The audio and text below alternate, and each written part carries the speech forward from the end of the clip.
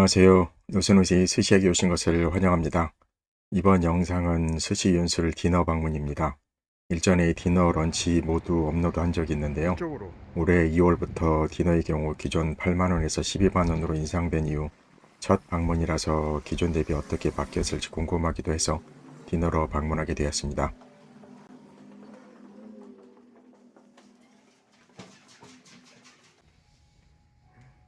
아무도 없어.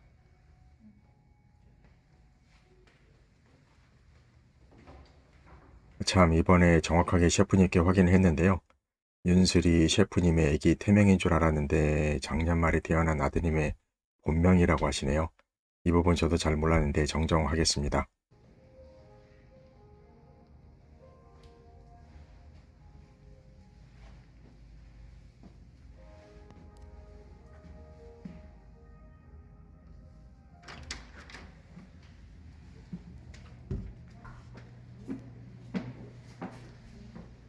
못 보던 어항이 생겼네요.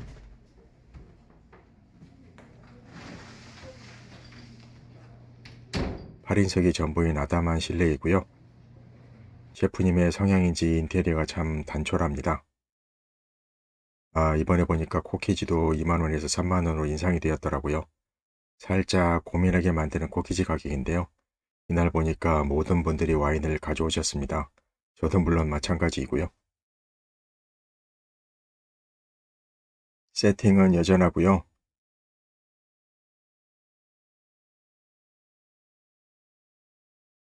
산토리생 비교적 깔끔한 편이었습니다.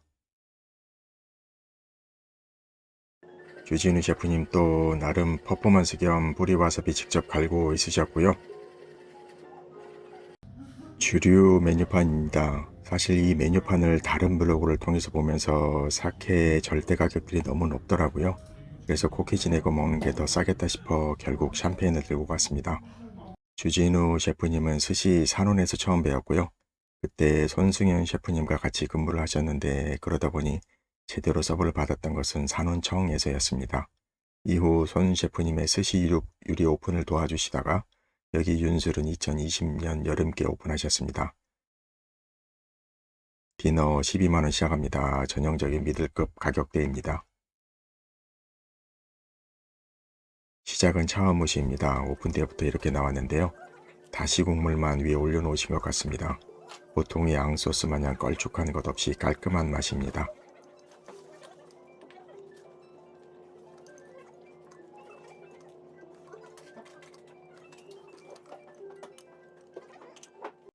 셰프님 바쁘시네요. 이날 보니까 모든 분들이 와인을 가져오셨고요. 3만원의 코키지가 이젠 뭐 그러려니 하시나 봅니다. 물론 저도 마찬가지 생각이었습니다만. 여기 윤수는 일단 주진우 셰프님 혼자 총 8분의 스시를 일괄 서브하시는데요. 이렇게 수 셰프님께서 계속 옆에서 재료 준비를 해주시기 때문에 서브가 많이 느리거나 그렇지는 않습니다. 뭐 또 멋진 츠마미가 준비되나 봅니다. 이것저것 많이 올리시네요. 준비하시는 것 얼핏 봤을 때도 뭐가 많다 했는데요. 들어간 재료가 정말 많네요. 다양하게 먹는 재미와 식감을 주는 게 좋았고요. 특히 계란 노른자로 만들었다는 소스는 고소한 맛이 은은하게 퍼지면서 각 재료들의 맛을 최대한 살려주는 역할을 했습니다. 이렇게 정성 가득한 음식 감사할 나름입니다. 두 번째 요리에 감탄을 하는 사이 주 셰프님께서는 청어 김말이를 청어 손질부터 직접 라이브로 정말 긴 시간 동안 준비를 하고 있으셨는데요. 잠시 보시죠.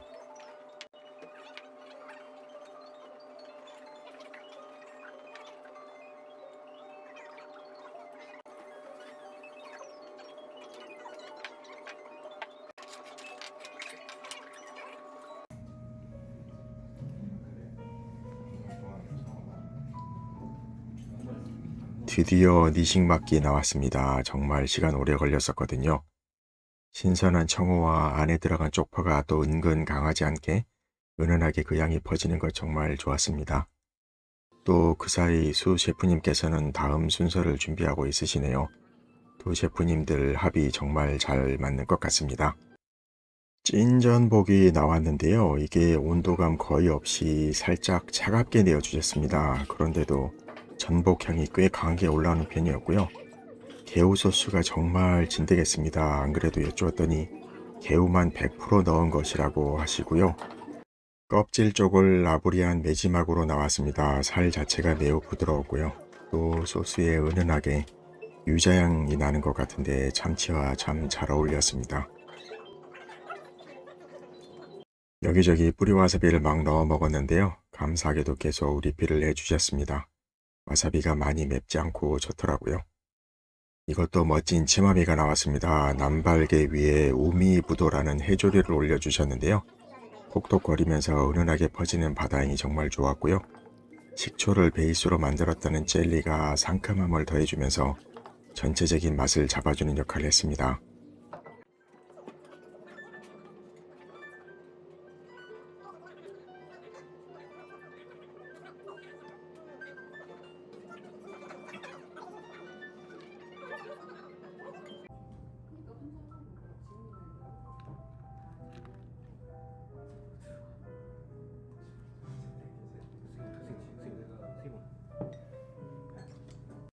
이야, 이런 꼬리까지 얹어진 운하기 나왔습니다. 원래 운하기가 진득하게 기름진 재료인데요.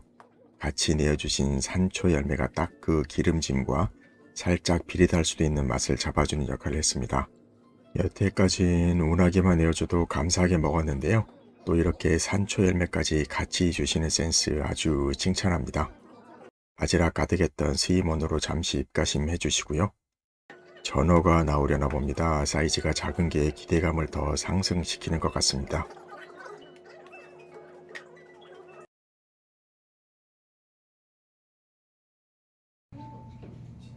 셰프님 스시 주시는 모습 잠시 보실까요?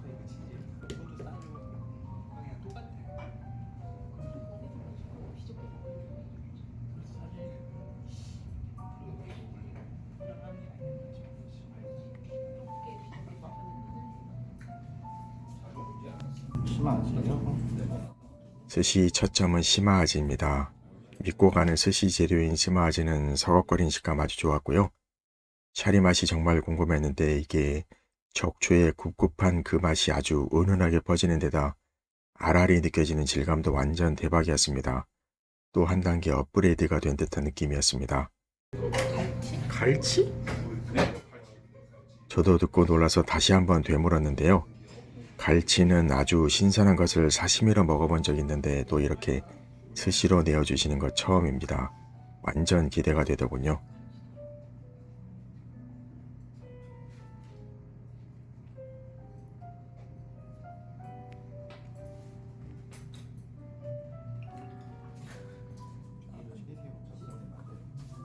아구리 향도 있고 마늘 간장에 절인 것도 있어서인지 마치 훈연 삼치랑 비슷한 것 같다는 생각이 들었는데요. 그 삼치보다는 식감이 조금 더 쫀득한 느낌이었습니다. 나중에 이거 앵콜 하시는 분 많았습니다.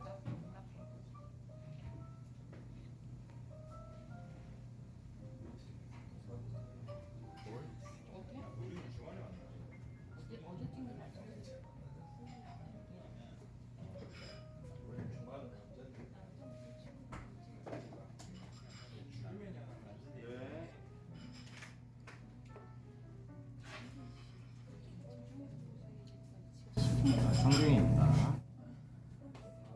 아지가 점점 맛있어지는 건지 약하지만 멸치향 같은 고소한 맛이 스멀스멀 올라오는 게 아주 좋았습니다. 왠지 전어 같은 맛이던데요.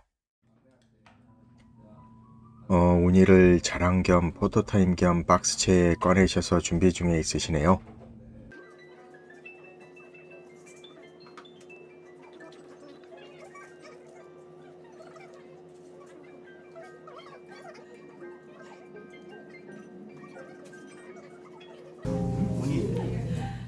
우니는 러시아산이라십니다. 러시아 쪽에서 잡힌 걸 북해도에서 작업한 건데요.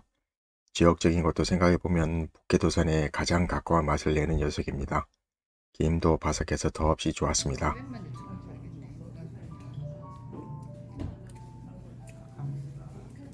집게한 아까미는 부드럽게 녹아내리는 식감이었고요.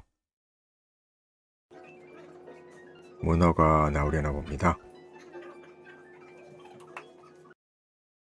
아귀가 나고 조린 문어가 같이 나왔습니다. 안키모는 녹진하게 녹아내리는 맛이 좋았고요.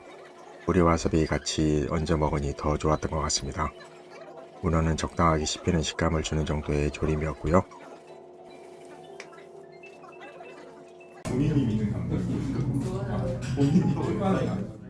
슈토로는 산미가 제법 올라오는 것 좋아하는데요. 약간 수분감이 느껴지는 것 같았습니다.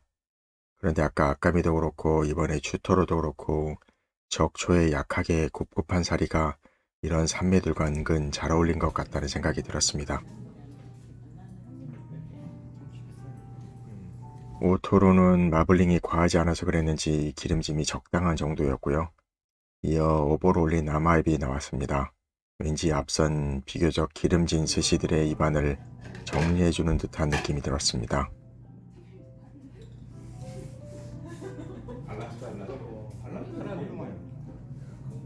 시메사바는 심해가 그렇게 강하거나 오래되지 않은 듯 전체적으로 상큼한 느낌이 들었고요.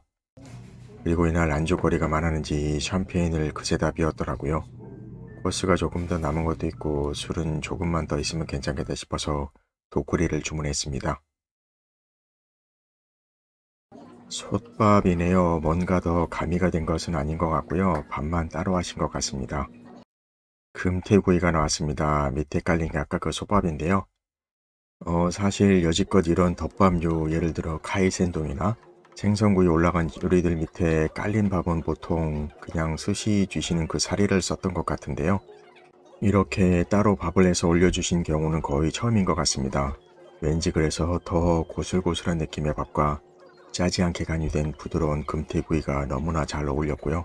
또 그 정성만큼 더 맛있었던 것 같습니다. 딱 타이밍 맞게 미소 시루 나왔습니다. 햇뻥의 조짐이 진작에 보여서 SOS 겸 몸매봇이 따로 부탁드렸고요. 그 사이 아부리한 웅피 조개가 나왔습니다. 보통 조개를 위해 아비를 하면 그 고소한 맛이 한층 더 배가가 되는데요. 뿌리 와사비 원 없이 먹어봅니다. 한치입니다. 하얀 한치와 같이 있어서 그런지 샤리가 한층 더 짙어 보이네요.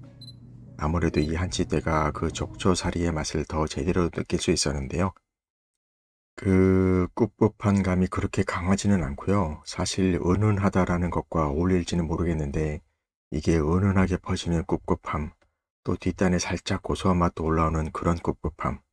미사유구를 억지로 갖다 붙이려는 건 아닌데요. 여기 윤슬 적초살이 정말 다른 것들과는 다른 묘한 매력을 가진 살이라는 생각입니다.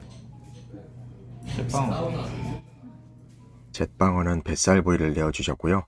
마늘 간장에 절인 것 같습니다. 약한 마늘 향이 살짝 올라오는 게 괜찮았습니다. 전어는 3일 정도 숙성한 거라시네요. 그래도 제법 시게 느껴졌고요. 뒷단에도 좀 깔끔하지 않은 맛이 있었던 것 같습니다. 다소 아쉬웠습니다. 사실 제가 먹었던 전어들 중에는 확실히 호우 시절 박병비 셰프님 것이 가장 맛있었던 것 같습니다. 안하고는 그래도 고소한 맛이 올라와야 되는데 전체적으로 조금 짜게 느껴졌고요. 교쿠는 제법 부드럽게 잘 만드셨습니다. 제가 딱 좋아하는 스타일입니다. 마무리로 물수건 챙겨주셨고요. 앵콜 스시 타임이었는데 너무 배가 불러 패스했습니다. 참고로 많은 분들이 갈치 스시를 선택하셨고요. 저는 아마도 아지를 골랐었을 것 같습니다. 바삭한 모나카로 금번 식사는 마무리되었습니다. 스시 윤슬 정리해 보겠습니다. 아무래도 가장 큰 변화라고 하면 디너 가격이 기존 8만원에서 12만원으로 50% 인상된 가격, 게다가 코케지도 역시나 50% 인상되었는데요. 그렇지만 일단 그 인상된 가격 이상으로 여러 요리들이 또 재료들이 탄탄하게 보강되었다는 느낌을 받았고요. 물론 절대적인 가격 상승에 대해 저도 부담이 안 되는 건 아닌데요. 어떻게 보면 이전 가격이 너무 낮았다고 보는 게 맞을 것 같고요. 그리고 사실 저는 적초 샤리에 대해 그렇게 선호도가 높지는 않습니다. 아무래도 적초 샤리로 가게 되면 흰살 생선류 구성이 쉽지 않은데요. 그래서 여기 윤술도 보시면 흰살류들이 별로 없습니다. 그런데 확실히 적초 샤리만이 묘한 매력이 있는 것은 사실인 것 같고요. 특히 여기 윤술은 지금까지 접해본 적초 사리 중에서는 강하게 들이대지 않으면서 또 은은한 고소한 맛을 주는 그런 느낌이라서 시쳇말로 볼메 스타일 샤리인 것 같다는 생각입니다. 그래서 저는 여기 윤슬은 족초 샤리가 궁금하신 분들이 방문하시면 좋겠다는 생각이고요. 다만 자주 가는 것보다는 가끔씩 기분 전환 겸 방문해보면 어떨까 싶습니다. 마치 지난번에 올렸던 스시 카나에 같이 숙성 스시야 방문도 비슷하게 추천드린 바 있었습니다. 영상 이렇게 마치고요. 척초 샤리로 요즘 인기몰이 중인 스시 연주 디너 방문 영상하고요. 방금 전 언급했던 것처럼 가끔씩 가면 좋겠다고 생각하는 스시 카나의 방문 영상도 겸사겸사 봐주시면 감사하겠습니다.